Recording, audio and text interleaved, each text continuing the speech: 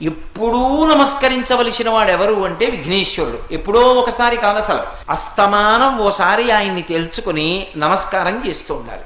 అందుకే గణపతి అయ్యారు. గ అంటే కదలిక. మన కదలికలన్నీ క్షేమంగా ఉండేటట్టు చూడగలిగినటువంటి వాడు ఎవరు అంటే ఆయన. అటువంటి గణపతిని, విఘ్నేశ్వర ముఖం ఉన్నవాణ్ణి తప్పకుండా నమస్కారం చెయ్యాలి.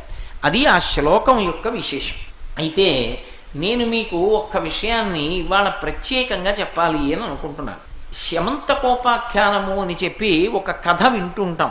మనకి లోకంలో ఏదైనా ఒక వ్రతం చేశామనుకోండి, ఏ వ్రతమైన ఋషి ప్రోక్తం. ఆ వ్రతం ఎలా చెయ్యాలో ఋషి చెప్తాడు. వ్రతానికి కల్పం అంటారు. అందులో ఏ కథ చదువుకోవాలో కూడా ఋషి చెప్తాడు. ఆ కథని చదువుకుంటుంటాం. ఏదో శ్రావణ శుక్రవారం వచ్చిందనుకోండి, వరలక్ష్మీ వ్రతం కథ, చారుమతి కథ అని చదువుకుంటాం. అన్నవరం సత్యనారాయణ స్వామి వారి వ్రతం చేశామనుకోండి, 5 కథలు ఉంటాయి. ఆ 5 కథలు చదువుకుంటూ ఉంటాం.